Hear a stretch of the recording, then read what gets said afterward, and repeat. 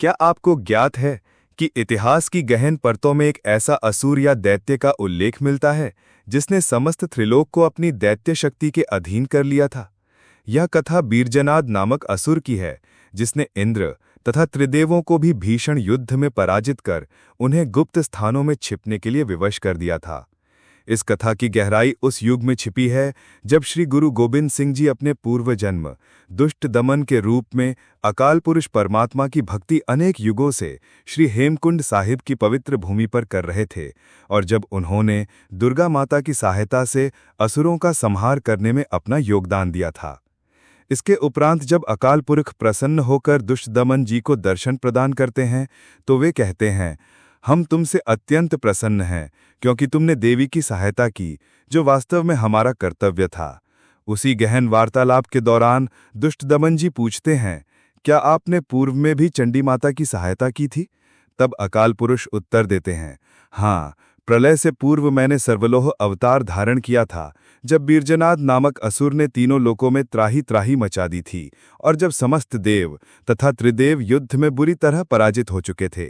श्री गुरु गोबिंद सिंह जी ने इस संपूर्ण कथा को अपने पवित्र ग्रंथ श्री सर्वलोह ग्रंथ साहिब में अत्यंत गहनता से अंकित किया है। दोस्तों, यह उस प्राचीन काल की बात है जब बीरजनाद नाम का एक अत्यंत शक्तिशाली असुर अवतरित हुआ था, जिसने अनेक बार इंद्रदेव को उनके केशों से पकड़कर युद्ध में पटक पटक कर प्रहार किया था, और महादेव सहित अनेक देवताओं को भी एकाकी युद्ध में पराजित कर दिया था। बीरजनाद के अत्याचारों से व्यथित होकर इंद्रदेव ने अपने दूत को आदेश दिया कि सभी देवता, चाहे वे यमराज हों, महादेव हों, ब्रह्मा जी हों या विष्णु जी हों, सबको जाकर मेरी यह पत्रिका प्रदान करो और विनम्र निवेदन करो कि मेरे साथ युद्ध में सम्मिलित होकर बीरजनाद तथा उसकी सेना का विनाश करें। सभी प्रमुख देवताओं यमराज, ब्रह्मा जी, शिव जी और विष्णु जी ने सहमति व्यक्त की कि वे इंद्र की सहायता के लिए युद्ध में अवश्य भाग लेंगे। जब त्रिदेवों ने भी इंद्रदेव के साथ युद्ध में सम्मिलित होने की स्वीकृति दी, तो इंद्रदेव को लगा कि अब उनकी विजय निश्चित है और वे अपने सिंहासन का राज्य पुनः प्राप्त कर लेंगे। श्री सर्वलोह ग्रंथ में श्री गुरु गोबिंद सिंह जी अत्यंत सूक्ष्मता से वर्णन करते हैं कि कैसे यमराज, महादेव जी, ब्रह्मा जी, विष्णु जी तथा अन्य प्रमुख देवताओं की सेनाएं सुंदर अश्वों पर अस्त्र शस्त्रों से सुसज्जित होकर इंद्रपुरी की ओर प्रस्थान करती हैं। अब हम युद्ध की गहनता में प्रवेश करते हैं। कहा जाता है कि इतना भयावह युद्ध कभी नहीं हुआ था। लगभग 8 अरब की संख्या में देव और असुर रणभूमि में आमने सामने थे।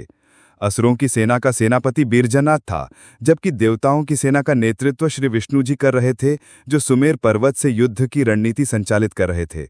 जब जब कोई प्रमुख देवता युद्ध में शहीद होता, श्री हरि उसे अमृत प्रदान कर पुनः जीवित कर देते। देवों में अत्यंत शक्तिशाली माने जाने वाले गणेश जी और स्वामी कार्तिकेय जी भी युद्ध में शहीद हो गए। असुर सेना में एक ऐसा असुर था जिसकी लगभग 360 भुजाएं थीं। गणेश जी ने उसकी 100 भुजाएं काट डाली, फिर भी वह असुर अपेक्षित रूप से दुर्बल नहीं हुआ। क्रोध में आकर उसने भाला गणेश जी के हृदय पर मारा और गणेश जी वही शहीद हो गए। क्रुद्ध होकर स्वामी कार्तिकेय ने भी उस असुर की 100 और भुजाएं काट डाली, पर देखते ही देखते कुमार कार्तिकेय भी रणभूमि में शहीद हो गए। दोनों को श्री विष्णु जी ने अमृत पान कराकर सुमेर पर्वत पर पुनर्जीवित कर दिया। यही गहनता शिव जी के साथ भी घटित हुई। वे भी युद्ध में शहीद हो गए थे।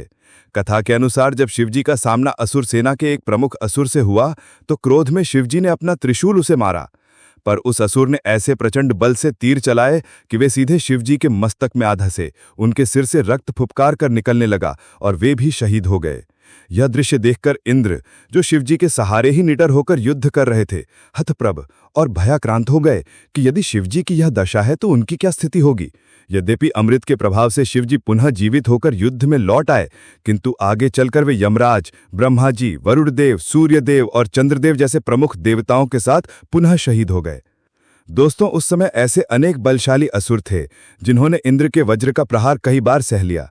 पुराणों में वर्णन आता है कि जब हनुमान जी ने बाल्यावस्था में सूर्य को देखा तो उसे चमकता गोला समझकर अपने मुख में समा लिया था।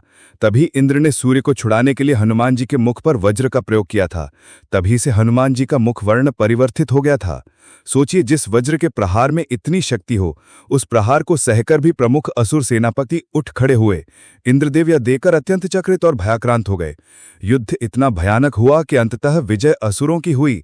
असुर सिपाहियों ने इंद्र को पकड़कर उन्हें बंदी बना लिया और अनेक प्रमुख देव यथा यमराज, चंद्रदेव, सूर्यदेव, वरुणदेव, गणेश जी, कार्तिकेय जी, ब्रह्मा जी, शिव जी, इन सब के शव युद्धभूमि में पड़े हुए थे।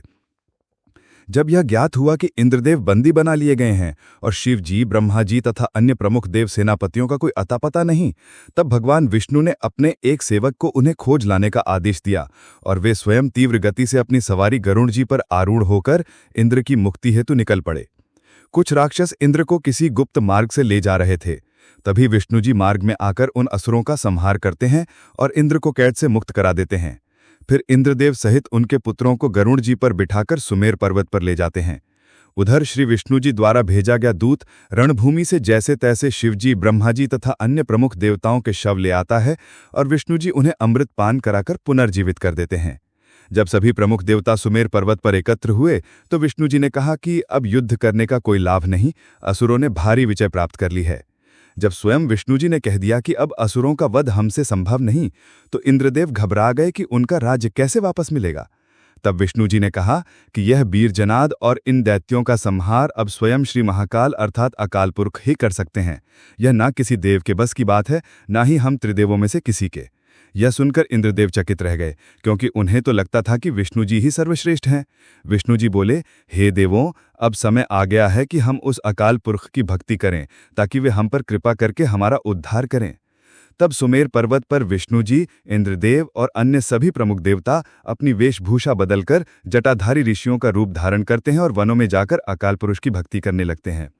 उधर वीरजनाद और उसके असुरों ने देवों के सारे लोक जैसे स्वर्गलोक, ब्रह्मलोक, शिवलोक और वैकुंठ को पूरी तरह लूट लिया। दूसरी ओर अनेक देवता उस अकाल पुरुष की निष्ठापूर्वक भक्ति में लीन हो गए। अंततः दयालु मालिक श्री अकाल पुरुष जी ने सर्वलोह अवतार धारण किया। अकाल पुरख ने वो दैत्यां ਨੂੰ खत्म ਕਰਨ वास्ते सर्वलोह अवतार धारण ਕੀਤਾ।